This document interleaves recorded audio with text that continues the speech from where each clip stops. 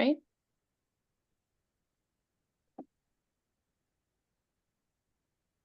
Okay, I think we can kick things off. Hey everyone, hello and welcome. Good morning and good afternoon to everyone joining us today for this webinar focused on navigating opportunities with national labs. My name is Suma and I'm a project manager at the National Lab of the Rockies. I help manage prize competitions and our network under the American Made program. Jackie, can you go to the next slide, please? So for those of you who may not have heard about it, the U.S. Department of Energy's American Made program is administered by our team at the National Lab of the Rockies. And this program transforms innovative ideas into real energy solutions through prize competitions, vouchers, and opportunities to work with a network of experts. As you can see, the program has two main components. The first being the American Made challenges or prize competitions, under which a winning competitor may receive cash prizes, recognition, or other non-financial awards like technical assistance from national labs. And then, of course, we have the network, which is an ecosystem to support and further competitor innovations. As the team that leads and manages this strategic network, our goal or one of our goals is to help convene stakeholders, whether that's competitors in our prize programs, our network members, DOE, other national labs where we have connections, or just the broader energy industry, and provide opportunities to connect and collaborate. And so today's webinar is in direct response to feedback we've received from our network and our innovators who wanted to better understand how to identify and engage with opportunities at a national lab. Next slide, please. So to speak to this today, we have a panel of experts joining us. Please help me welcome our expert panel. Thank you all for taking the time to share your perspectives and expertise today. Today, we'll hear about a broad range of topics, from how to partner with a lab for STTR applications to learning about lab-embedded entrepreneurship programs, other innovation and commercialization programs, and also just the different type of agreements or mechanisms through which you can partner with the lab, including key things to keep in mind and what to expect. Before I call on our first speaker, a few housekeeping items. We will have all the speakers present their topics, and then we'll have time for questions at the end. This is a listen-only webinar, so please put your questions in the chat, and I will help moderate them at the end of the presentations. This meeting is also being recorded and will be shared with all the registrants later. With that, I'd like to call on our first speaker. Ben Schrager would speak more about STTR and partnering with labs for an STTR application. With that, Ben, welcome, and you can go ahead and start sharing your screen. All right, Suma, thanks so much. Good afternoon and good morning. I like that. I never know what to say when it's across time zones and like the 2 hours afternoon. For me, I'm on the East Coast. So I'm going to share my screen here. Give me one moment, please. All right. I have about 8 decks that I've been working on today, so let me pull up the right one. All right, so hopefully this looks good for all. You can see it in full screen. I'm going to talk for as long as I'm allowed about SBIR, STTR. I think I have about 7 minutes, so I'm going to keep an eye on that time because I could go way over. This equivalent deck normally takes me maybe an hour, and I could easily be here all day talking about this program. So very excited to get into it a little bit. As a little bit of background, my name is Ben Schrager. I'm fairly new to the Office of Technology Commercialization at DOE, OTC. I started last December after a 5.5-year stint with DOE's Office of Electricity. So I've been managing federal energy projects for over 6 years now, and I've been a key part of this SBIR STTR transition, which I'll talk a little bit more about right now. So as a little bit of background as well, OTC, Office of Technology Commercialization, we commercialize technology. Actually, the very next speaker, Becca, has an overview slide on the office. So I'll dive right into SBIR, STTR. All right, so some of you might be former or current awardees of the program. Others of you maybe have never heard about it in your life. So I'm going to start a little bit zoomed out and zoom in eventually into the sort of lab space and the STTR side of things. But at a very high level, SBIR, STTR, I'll just say SBIR. That's DOE's Small Business Grant Program. It's actually the whole federal government small business grant program. And many different agencies have SBIR, STTR programs. SBIR funds um, grant projects across multiple different phases. So we fund awardees through a phase one, phase two, and eventually through a phase three approach. And I'll talk a lot more about what those different phases are, but you can see the award sizes here. In total, an SBIR award could be worth anywhere from 250K for a phase one all the way up to over $4 million if you get phase one, two, and 2.2 as well. But at a high level, SBIR is here to meet DOE's mission to ensure energy security, solving nuclear challenges, solving technology challenges, all the amazing things that DOE does, and all the amazing things that our small business and startup community in the US do. SBIR is the chance for the intersection of those two things to come together and make some amazing, impactful products. And there's also an incredible opportunity to connect with the national labs as part of the STTR program, especially. And I'll show that off very soon. So terms of the SBIR program lifecycle, I just talked a little bit about this, but again, everyone comes in as a phase one. You receive up to $250,000 for a 6 to 12 month project. This is a basic proof of concept, a basic feasibility, maybe a feasibility study even. It's the earlier stage to show off a feasible product. Then you move on to your phase two, this is up to $2 million for 24 months of work. And this is a prototype, getting some kind of working first of a kind prototype deployed or proved out in some way. Again, this could look very different depending on the technology space. Then you move on to a optional phase 2.2, which is another chance to continue developing some kind of technology prototype. And new in reauthorization this year, new in the SBIR statute that Congress passed earlier this year, are strategic breakthrough awards. If you follow SBIR news, you might know strategic breakthrough awards, up to $30 million of SBIR funds for a follow-on to phase two. And that is true. I didn't show this slide, but DOE's total SBIR budget is about $300 million. So $30 million would be about 10% of that. So we're not going to go that high for a strategic breakthrough.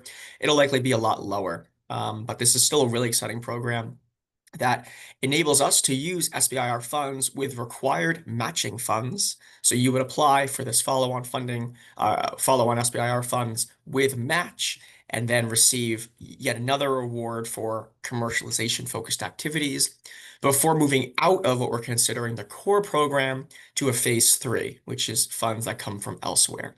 So a lot of nuance here. We don't have time to get into it. So happy to connect though, and there are some ways to contact us to learn more if you have further questions. So we in OTC are fairly new to SBIR actually, and we are deploying this year the new program. This is a revamp from how the program used to run out of DOE's Office of Science, and we are now managing and operating the program here in OTC. And there's a number of exciting changes that we're implementing, or that we've already implemented at this point, to hopefully make the program more accessible and encourage more innovation from our broad ecosystem of innovators. So a couple things. We'll be making applications more simplified and shorter.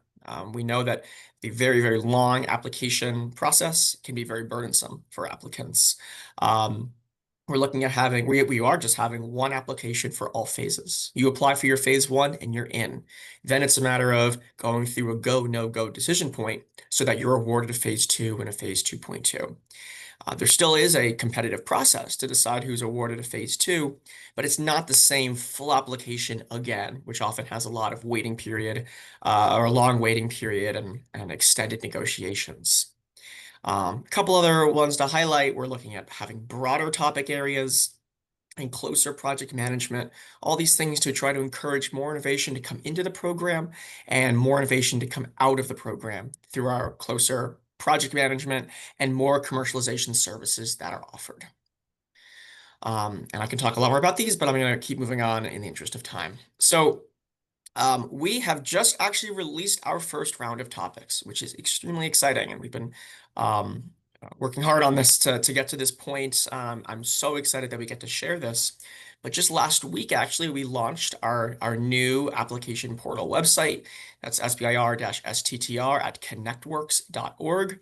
That's the our intermediary running the SBIR program. So we released 4 topics for new phase 1. You can see them on the left side. I won't read all the words out, but these are focused around DOE's Genesis mission. This is our mission to improve and enhance AI technology and solutions. So we have a couple key pillars of the Genesis mission for phase 1, just a few topics. And then we have also the phase 2 opportunity open to any phase 1 awardees who finished last year. So those opportunities are now open for phase 2 proposals that we will consider. And we're going to release a lot more later this fall. This is just a little taste, especially for the phase 1. This is pretty light. There's a lot more topics to come that span all of DOE's mission. So energy security and infrastructure, nuclear and AI and quantum fusion. Really, we're going to be covering the range of DOE's mission space in our phase 1 topics later this fall. So finally can get into a little bit about SBIR versus STTR. And I know I was asked to talk about STTR, but I can't get into that without all the stuff I just talked about. So SBIR and STTR are both pulled, or they're funds that are pulled from each agency's research and development budget. It's sort of like a tax on each R&D budget across the different program offices within DOE. So SBIR does not have any requirement to partner with a nonprofit research institution, while STTR does. There is a requirement for a small business to partner with a research institution like a national lab. So by partnering with a national lab, you could be eligible for STTR.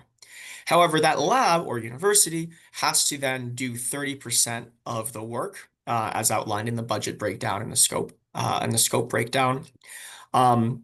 And the PI can be part of the research institution or the small business. I don't believe that the PI can be a national lab employee. That I need to check on that one actually. So, but they can be employed by either. Those are some of the key differences, essentially. It's just on the work breakdown. But beyond that, they're actually very, very similar programs, which is why that they're always set at the same time, SBIR, STTR. So, one final thing is I think I am a little short on time. We want to highlight these lab innovation opportunities, or LEOs. If you're aware of the SBIR program in the past, you're probably familiar with technology transfer opportunities, or TTOs. This now replaces that opportunity. This is our opportunity to spotlight lab-developed IP to accelerate the commercialization of that IP. So we're essentially looking around at our whole national lab ecosystem and saying, what are the key areas of IP that could be elevated for a small business to partner with, receive SBIR funds, and commercialize that IP? So we are revamping the process. We are decoupling those IP opportunities from the regular topics and giving anyone the chance to reach out to a lab, create a partnership or start the conversation and do work to commercialize some sort of IP.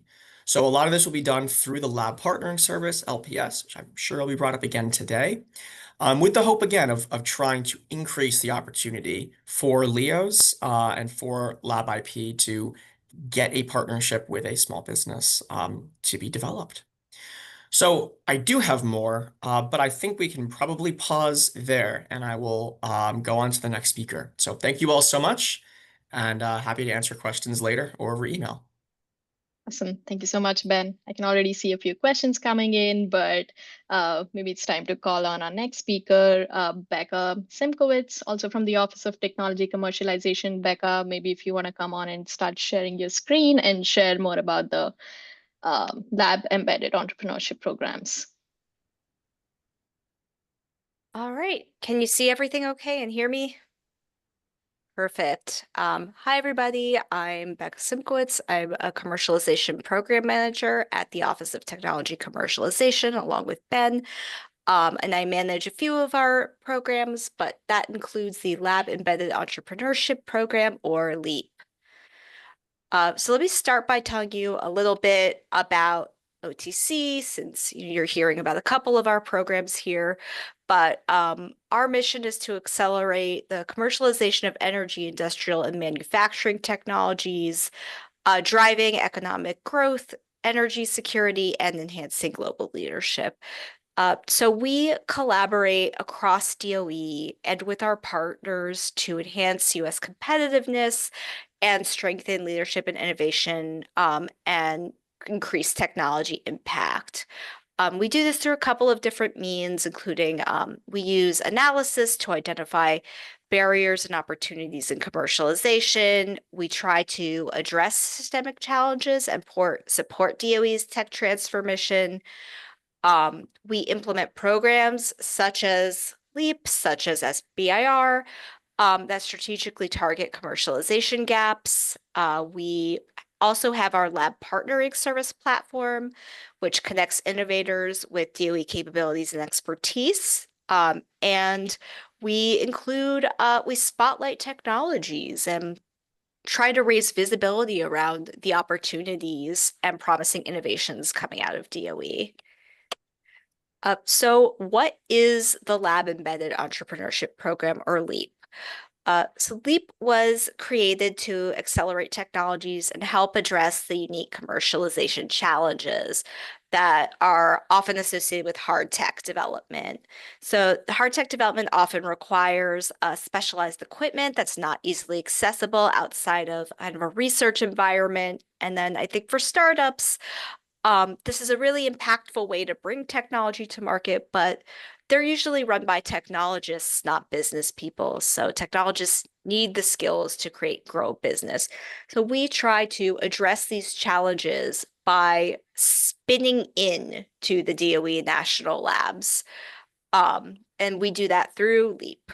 So LEAP brings together innovators, national labs, and ecosystem partners.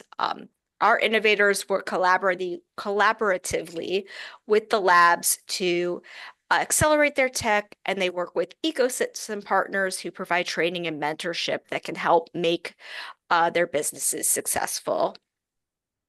So what are you getting with LEAP? So LEAP provides a 2-year paid fellowship at one of 4 DOE national labs that allows you to focus on developing your technology and building your business. So this fellowship also includes business training and mentorship to give you the skills you need to grow your company. LEAP innovators enter into a cooperative research and development agreement, which provides funding to work collaboratively with and access resources at the national lab where they're embedded. And it also connects you to a larger energy and entrepreneurial ecosystem. So if you join LEAP, you'll get to be connected to people inside and outside of the labs, including regional partners, and there are dedicated annual convenings of the program to bring you together with sort of your fellow innovators, all of the people participating, as well as key stakeholders. So this shows some of the impact of LEAP. We have had over 200 new businesses start, and about more than 90% of them are either still in business or have been acquired, and our businesses have attracted more than $6 billion in follow-on funding and created thousands of jobs. So we think that this kind of proves that this is kind of a good move, and kind of helps businesses be successful.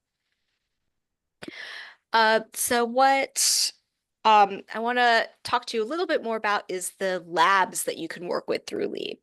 So we have 4 LEAP nodes. We have Cyclotron Road, which is at Lawrence Berkeley National Laboratory. We have Chain Reaction Innovations at Argonne National Laboratory, Innovation Crossroads at Oak Ridge National Laboratory, and Westgate at National Laboratory of the Rockies. Each of these labs or nodes has different opportunities, capabilities, expertise, staff. So If this is something that you're interested in, I would strongly encourage you to kind of take a look and figure out which of these nodes is kind of the best fit for you. And I believe right after me, but certainly later in this presentation, you'll hear more from Dick Coe, who is with Chain Reaction Innovations at Argonne, and he can tell you a bit more about why specifically you might be interested in that one. And as I allude to here, applications for the 2027 cohort of LEAP open this fall, and I will paste these links in the chat once I'm not sharing my screen any longer, but definitely encourage you to take a look. And not related to LEAP, but one other thing I wanted to briefly mention that might be of interest. So OTC's Technology Commercialization Fund is going to release a call for proposals later this year that is going to be focused on technology-specific topics. So this opportunity is only open to DOE national labs, but if you're not with a lab, you can partner with them through this opportunity. So you can join the teaming partner list to let labs, plants, and sites know that you're available. And happy to post this link in the chat. I think it's quite long. And also recommend subscribing to our mailing list to keep informed as to updates on all of these programs that we've talked about so far today. And that's that here. So happy to answer questions if people have them when we get to that portion of the presentation, but otherwise I'll hand it back to Suma. Great. Thank you so much, Becca. And yes, Becca, you're right. We do have Dick go on next. So Dick, if you want to come and start sharing your screen, there you go, and share Great. more about the Chain Reaction Innovations Program. Great. Thank you, Suma. And confirming that you can see my screen and hear me? Wonderful. So thank you, Becca, for giving the overview of LEAP, the Lab Embedded Entrepreneurship Program. My name is Dick Coe. I'm the director of the LEAP node Chain Reaction Innovations, or we call it CRI, here at Argonne National Lab, just outside of Chicago. Just really, in different words, summarizing what LEAP offers, it's really, and what we do at Argonne at CRI is we have annual cohorts in DOE and laboratory priority industries. We every year have an open call for proposals. As Becca mentioned, we'll open in the fall. And once selected, the innovators get a 2-year fellowship that, as she mentioned, is $115,000 a year, provides travel, and a travel allowance, health benefits. And that allows this deep tech, hard tech founder to focus on tech and business development, which I'll speak to in a minute. And within the CRADA, as Becca mentioned, at the National Labs, they get research funding at $150,000 over the 2 years to support technical work at Argonne, in our case, to de-risk that technology. So before I dive into the details of how we run the program at Argonne, I want to acknowledge that the 3 other nodes across Berkeley Lab, Oak Ridge, and NLR span 4 different, we're in 4 different time zones and 4 different geographies. So that's something that's important, and as you think about the industries that you're interested in, and not just the science that is specifically at each of the national labs. So just to give people some background on Argonne, I don't want to assume that you know much about Argonne. We are one of the first national labs in the United States. We are an Office of Science lab focused on really early stage research. However, that early stage research can multiply its impact by working with entrepreneurs, and that's why the LEAP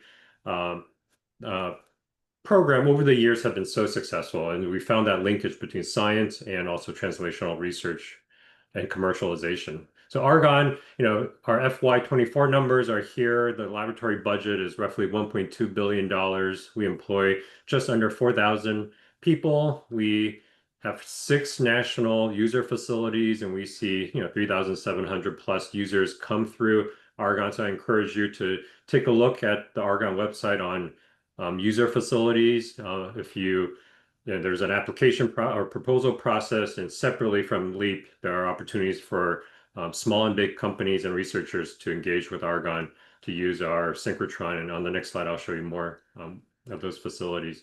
And we have, you know, over 1,100 postdocs, grad students, and undergrads at Argonne in any given year. So it's a vibrant research community. And the real exciting thing is we get to open that door to the LEAP innovators, right? And so the top three here are three of the six user facilities, the Advanced Photon Source, which is one of the world's brightest X-ray sources after the recent upgrade, the Center for Nanoscale Materials, and also the Argonne Leadership Computing Facility with one of the first exascale supercomputers. They all have their own proposal process to access time or facilities or beam time to do experiments. But our innovators in CRI get to also oftentimes be embedded in facilities like the MRF, the Materials Engineering Research Facility, or CAMP, the Cell Analysis Modeling and Prototyping Facility for battery research and really automated processes to be able to compare your coin cells or pouch cells to industry standards. And also the Chicago Quantum Network. We work with the University of Chicago and Fermi. We have a fiber optic network where many of our quantum-based startups utilize. So as Becca mentioned, our innovators spin into Argonne. They're embedded at Argonne for the full 2 years, and they are really in our divisions, right? They are working in the labs. They have a desk next to a technician, a staff scientist, and that is an important part of being able to access the expertise, right? Not just the facilities at Argonne.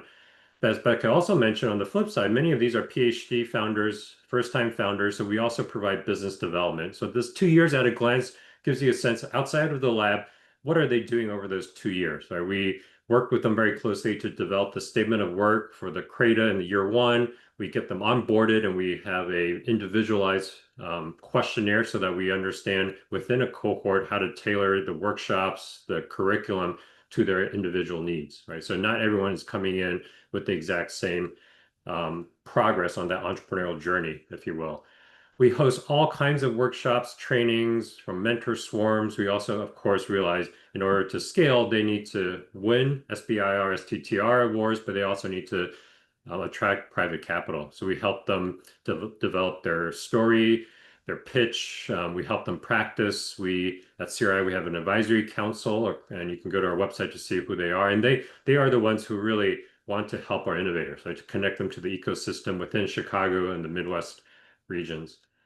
We also have structure, right? It's not just come as you go. We have recurring programming from tech checks with our project manager to myself and our program manager. We have all hands meetings where the peer-to-peer learning is also a very important part of our cohorts, be able to share questions and share answers. We also have fun, right? We also have people get together. We'll have our picnic this Friday with our summer interns and our innovators. And of course, pitch engagements as they come up with our ecosystem partners. Just a very, very high level to give you a flavor of our innovators. I pictured here, shown here are two innovators, Alexis Pena from Good5. She's the co-founder and CTO. She has a PhD in biomedical engineering, making biomaterials. And Tim Fairley-Wax here has a master's, but worked in industry for a while and also at the University of Michigan, and is the co-founder and CEO of Acora Biosystems. Pictured here is him meeting the energy secretary a couple months ago when he visited Argonne, really showcasing his biomembrane that American farmers can utilize to create more value out of their waste streams.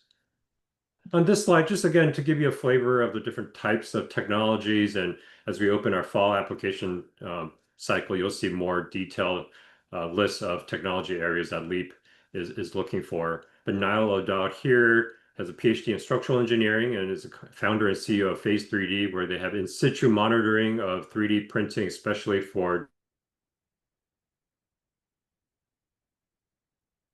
the print process and looking for defects in situ and in real time.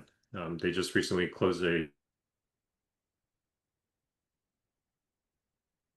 co-founder, CTO of Cavulink, a quantum company. They just recently closed an $8.8 million seed round and just getting started in CRI, where their innovation is making these micro mirrors to be able to create fault-tolerant quantum computing. So again, a very wide range from biotech to 3D printing and many others that I didn't have a chance to show. And this is the slide I'll end on, right? This is a subset of the sort of metrics that Becca mentioned. We've at CRI been around for 10 years. We've supported 54 innovators to date. and they have gone on to raise more than $700 million in follow-on funding and also created more than 700 jobs during that time. So I'll pause here and I'll take questions at the end, but certainly look at CRI and Argonne, but of course also the nodes at the other labs. Great. Thank you so much, Dick. Yes, and I think Becca has also posted the links to all the different LEAP nodes. So if anyone wants to have a look, you can get those in the chat. With that, I think I'd like to welcome David Kiston next to speak more about the new Compass program. Yeah, thank you. So I'm going to talk a little bit about a new program that is launched. So there's a subset of national labs, and this is sponsored by the Office of Technology Commercialization through the Technology Commercialization Fund. And so this is a program we are very excited about. It's a DOE-funded venture builder that connects national lab science with founders, investors, and commercialization experts. So really quickly, I think this is an opportunity for entrepreneurs and for companies to identify technologies that have an opportunity to really scale into something durable. We have a lot of technology that comes out of the national labs. Not all of it is going to be foundational for businesses. So this is a new engagement model that we're excited about. It aligns incentives and outcomes between the national labs and the venture ecosystem. So there's a big focus here. And what's a little bit different here is that from the beginning, we have a group of trusted venture firms who are all focused on deep tech. They provide really candid feedback about not only some of the technology areas that we are seeing with a lot of output in the national labs, but also on the kind of future potential here. So right now we have a network of about 40 venture partners. So this is not an exhaustive list here, but just a quick snapshot of some of the folks that are part of our advisory council. The labs that are participating, so this is led by the SLAC National Accelerator Laboratory and C&D National Laboratories where I work. And some of our other partners through this pilot are the National Lab of the Rockies, Los Alamos National Lab, Berkeley Lab, Savannah River National Laboratory, Brookhaven, and the Kansas City National Security Campus. So how this works. So essentially what we do here, so we work with the tech transfer offices across all of these different laboratories to find technologies that we think will really scale. We take this down to about 5 that we think have really high potential. And this is all, again, with input from investors, from entrepreneurs, and from our networks. And then what we do is we find entrepreneurs, right? We want to find people that are really passionate about scaling new technology ventures. And so we're working with a group called Roadrunner Venture Studios here on the founder recruitment. And we take 5 of these down-selected opportunities, and we run through a really extensive due diligence process with a group called SRI International. And so what they do here is they develop a venture thesis and operating plan. And it's really, to boil it down, a process where we look at time to market, resources needed to launch, and provide that back to the entrepreneurs.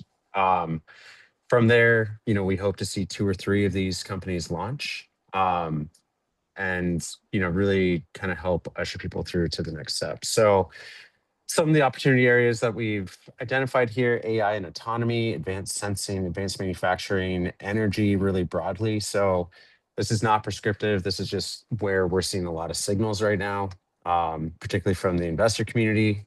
And yeah, so this is how we've kind of binned our technologies in the first round. What we're looking for here, we want to make sure that the opportunities are based on really good science, that it's going to have some credible mechanism for step change improvement in the industry. Is this a catalyst for change? But also throughout all this, is this going to be a compelling problem to work on? Is this going to be fun, essentially? And will we be able to attract and retain strong partners as a result going through this whole process. So again, our partners here, SRI International, is an incredible partner looking at these venture pathways. Roadrunner Venture Studios is connected to this nationwide network of entrepreneurs, great partners. So if you do not know these groups, you should absolutely look into this. And so over 2 rounds of this program, we're hoping to launch up to 6 highly curated new ventures and really create, I think, a community of practice between the investor community, the entrepreneurial community, and the labs. And we want to see these technologies scale out. So even those that don't end up being their own company and its own opportunity, if these work as something that could be, supportive of a technology roadmap in an existing startup or company, that is a great outcome as well. So we want to see things get licensed. Yeah. So essentially, we are open to collaboration. My email is here. This is my sort of partner in crime, Alex Rusina Webb from Slack. And, feel free to reach out early, often, if you have any questions or if you just want to learn more. Thank you.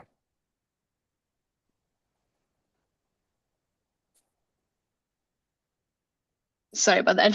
Thank you so much, David. So with that, I think we have an agreement specialist from the National Lab of the Rockies up next. Hey, Karen, I see you there. So yeah, feel free to go ahead and share more about how to partner with the National Lab. Hey, I've got the wrong slide up. Apologies. Can you see the slide? Yep. Okay, so we'll start with, so my name's Karen Sashuk. I've been working with the Technology Transfer Office at NLR for probably about 3 or 4 years now, and I've been supporting the NLR voucher program for the last 2, working with organisations to get creators in place. So I have a fair bit of experience in what's going to happen. So what partners should expect when working with the DOI laboratory? So the DOI laboratories are managed by contractors under our management and operating agreements with DOE. So each laboratory will have their own prime contract and they'll have their own agreement mechanisms, templates, reviews, approvals and timelines. Whilst they may be different, we still comply with the certain federal and government DOE terms and most of those, some of those may be non-negotiable. And any of those required changes require review the process with DOE, and which really extends the contracting turnaround time. The funding and contributions, advanced funding and other partner contributions may be required. That depends on the agreement and program funding structure. Each of the lab tech transfer officers will help you work through that process and identify what your program is. So the key thing here is that if a DOI award, a voucher, selection or technical discussion does not replace the requirement to have an agreement or authorised work.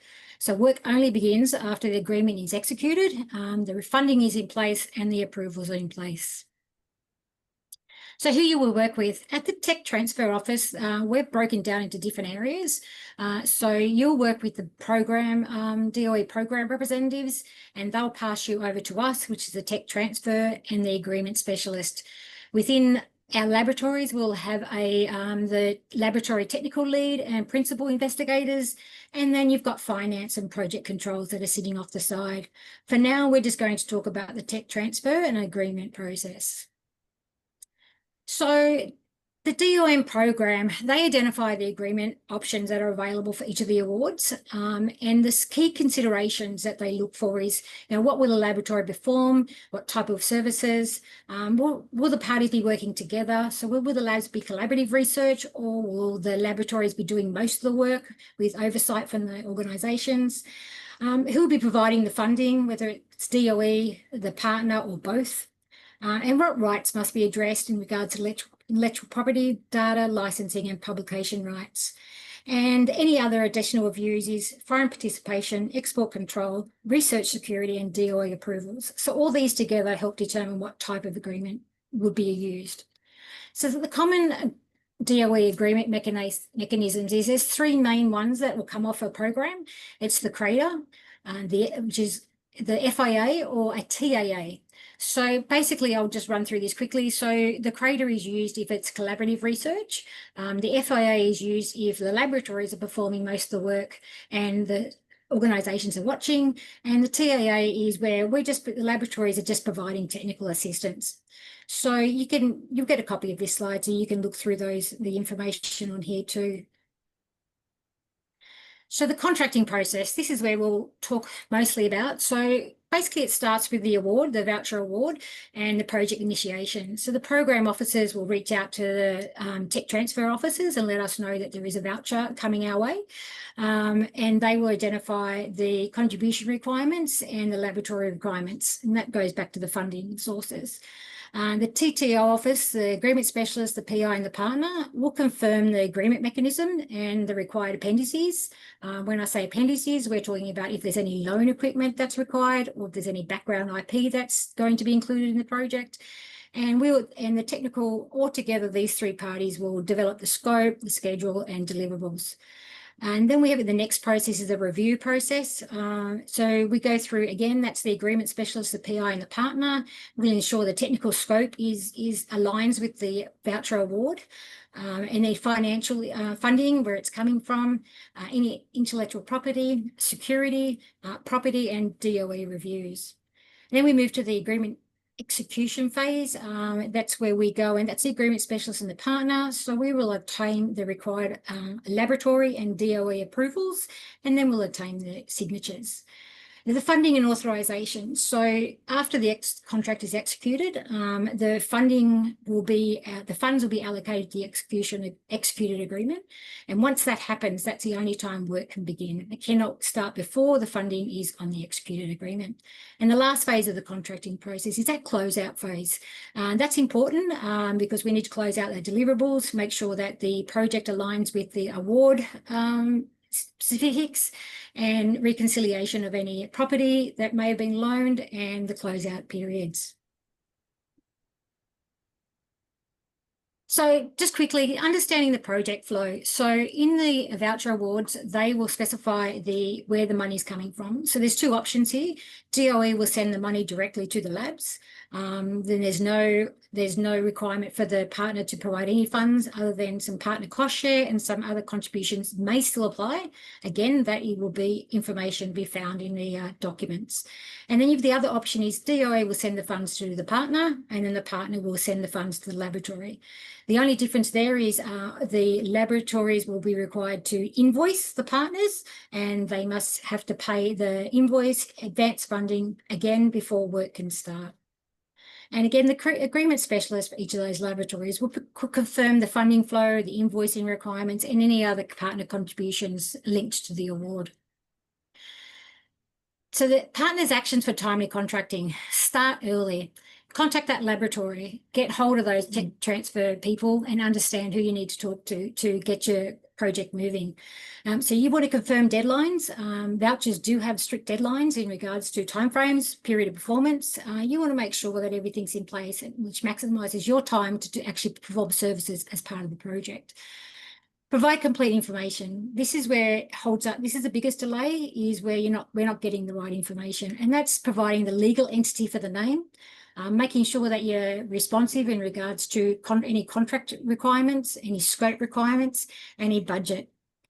And most importantly, I think, to complete the SAMS.gov and the EUI supplier registration. I mean, that again will be part of the proposal stage, and that will outline your requirements in that regards. And identify requirements upfront. So disclose any foreign ownerships, any participant, collaborators, like if you're subcontracting anything, raise any of those IP, data, software, publication, licensing, property and equipment needs early. There's no question is a stupid question. You're better off asking it now than waiting till we're halfway through and identifying we need to go back. And support those reviews and execution. Respond to questions and documents early, and just remember, limit unnecessary changes to the standard terms and conditions, which will help put the agreement executed quickly. I'm out of time. There's a lot more I can say, and obviously you can reach out to the DOA Laboratories website. There is a page there with working with the DOA Laboratories, partnering with us, I believe it's called. Go and have a look, or you can reach out to this forum. Thank you. Awesome. Thank you so much, Karen.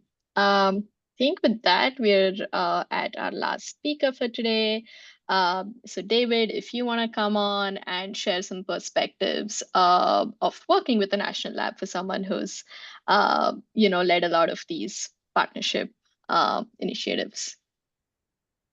Excellent. Thank you very Suma. All right, so deep breath. That was a lot of information. The moral of the story here is there's a ton of work that's happening across the National Lab system.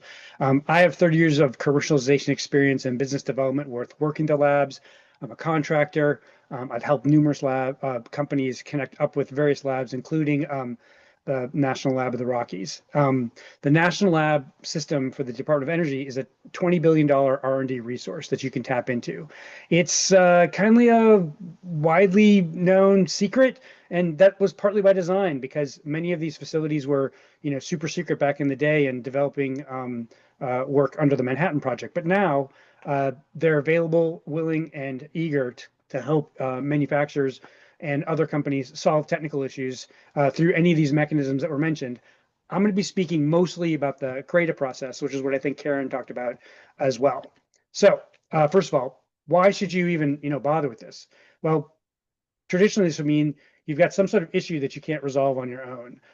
Generally, it's technically oriented, and it allows you to leverage the resources that you've already paid for through tax dollars.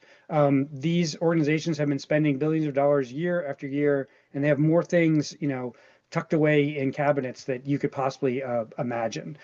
In addition, by working with the federal labs, you'll be able to get potentially good customer feedback. You're talking to a scientifically oriented individuals. They'll be able to give you information that you wouldn't be able to get other ways. In addition, by working with what is generally viewed as a somewhat squirrely organization, you'll gain credibility in being able to do hard business development activities in collaborating with the U.S. government. Funding, in some of these things that were mentioned, there is funding available, like through the SBIR program. But what I've found is that CRADAs are a much faster way to get to some of these resources. And by working with a federal laboratory, again, you will stand out from the pack. You'll not only get answers to technical problems, but you'll show that you've got a technical roadmap that's solid and unique from many of your competitors. My program is called the Center for Advanced Technology Solutions. We're funded by the MEP National Network. If you're not familiar with those groups, please contact me and I can fill you in. There is one in every state, and my program is national, and we can connect you up with the right people. But also, there are a lot of Department of Energy facilities across the United States. Knowing which one to contact in itself can be its own challenge. There are some resources that were mentioned, namely the Lab Partnering Service, and I will have a link to that later in their presentation, so that you can figure out where you might be able to go. But I would also like to encourage you to reach out to your local lab, to your local Apex Accelerator, your local MEP, or myself to be able to help you find just the right place to go. So what are some examples? Why would you choose to actually even work with the lab? So here are some of things that I've done personally with some of the national labs across the country. And there's a particularly great resource out of Oak Ridge called the Manufacturing Demonstration Facility that is really helpful for companies doing anything in composites. I've worked with NLR in the past with a company that had won the American Solar Prize in doing wind modeling under a funded CRADA to be able to help them with their advanced structures for new solar panels. In addition, there were companies that I've assisted with looking at forever chemicals, and Idaho National Laboratory has a pond of very caustic material that they allowed them to sample and treat in order to work through that process. Again, I think in the interest of time, I'm going to just keep moving on just to make sure there's a little bit of extra time for questions. The point here is that this is not an exhaustive list. This is just what I was able to put together on one single slide. Recognize that there are thousands of researchers across these facilities available to be able to tap into in one way or another. The trick, of course, is finding the right person at the right time and having availability. So when would you want to think about talking to one of these labs? Basically, if you're stuck, if only we could do X. The national labs are excellent at being able to figure out how to help you do X. If you're already in production, maybe you're looking at a situation where your yields are low and you're not quite sure how to boost those up. Maybe it's sensor related, maybe it's material related. There are people all across the country that are able to at least get you pointed in the right direction. I want to talk about a little bit of the world of what CRADAs can provide. And again, a CRADA is a collaborative research and development agreement. So there was a study done by another contractor, TechLink, which looked at the Defense Industrial Base working with a set of defense laboratories. Breaking down this, swiftly, what it turned out was that by working with the federal labs, in these cases, they were able to show a $3 million extra revenue line per year added to their bottom line. There was another research study that was done with the Department of Energy Labs. They didn't break down the material quite as swiftly, but it showed that there were like billions of dollars of sales that resulted from the work that these companies did working with the laboratory. So the downstream results are large, and so you should look at that. There are a lot of questions about working with laboratories and how that might work from a cost perspective. This is a non-data driven chart, but generally speaking, if you have an idea that works within the mission of the laboratory, the chances of getting it done at a reasonable price go up. Essentially, the pricing can go down. Conversely, if you're trying to ask them to do something that is not in their mission, one, they might not do it at all. And two, it can be rather expensive as you need to, encourage them to do this particular activity. Many labs will look at the work that companies do in collaboration. It's kind of like an unfunded return on investment on their side. So it ends up being something that the scientists can put on their key objectives. So kind of key and fun. All right, some other concerns. Looking at time, I'm really going to focus just on speed. The speed issue, working with the federal labs, is always an issue, but what I have found is that issue resides mostly at the company level. You need to get your lawyers in line. You're doing a collaborative agreement with a federal laboratory. These laboratories have requirements. Most of these requirements are statutory. These are not things that you can switch. The nice thing is you are getting the same deal that Boeing would get, or Lockheed would get, or Anduril would get. Any of these large companies come in with the same basic requirements and responsibilities. And so you then are able to get the same deal that they did. All right. Major tip for just working with the labs, just be on top of your stuff. Like Karen mentioned, get your forms in on time. Don't let them wait for you. Put the ball into the civil servants' hands as soon as possible. There's no gaming of this system by going slower. Nothing goes faster by waiting. Get your stuff in and be as responsive as possible. I mean, be reasonable. It's not everyone is going to have all the right answers, but try and do it as much as possible. And as noted, our program is available to help you in any way that makes sense. And I'll include my contact information in the chat in just a moment. Next. These are the resources that I mentioned. There's the lab partnering service that comes from the Department of Energy. It will help you find the right people, places, and things that you might be interested in. This is the CATS program that I mentioned also. Federal Laboratory Consortium is another great place to look to because it shows a broader scale. And then your nearest lab, if you know people, talk to them. Again, thank you very much. I hope I fit under time. Thank you, Suma, for the opportunity, and I'm available for questions. Amazing. Thank you so much, David. Well, I know we are just about, we have 4 minutes left, and we do have quite a few questions. I know many of them were answered, but maybe I can pick a few questions here from the Q&A chat just for the benefit of everyone here. And so we have that in record for our recording. I think one question that we had for SBIR is, we have this question which says, if we were not awarded a phase 1, can we be considered for a phase 2? So Ben, I don't know if you want to quickly come on and share your answer, just so everyone on the call has access to that. Yeah, you got it. So all phase 1 awardees are eligible to apply for phase 2. So that's what all the phase 2 topics that I showed on my slide much earlier was. Was the FY24 phase 1 release 2 awardees can now apply for their phase 2s. Separately, totally separate opportunity, there are the new phase 1 topics that opened, those 4 Genesis mission topics, and many more coming. And those are separate, and they will also have the opportunity to be considered for a phase 2 later. But there's 2 separate streams. Awesome. And then I know there was one other question that related to if you have to participate in an NSF or a DOE ICOR customer discovery program, and if that's a requirement for the SBIR and STTR. Yeah, that one's a little bit involved, so I recommend reading the website, SBIR-STTR@connectworks.org, and emailing our SBIR-STTR@hq.doe.gov email address, and we'll be able to get a thorough answer to you for that. Awesome. Thank you so much, Ben. I believe there was one question, I think, when Becca and Dick were presenting about the LEAP programs. We had a question that said, what types of IP are available for partnership and how do we get involved in that? I know it's pretty broad, but if you have any thoughts, Becca or Dick, if you want to come on.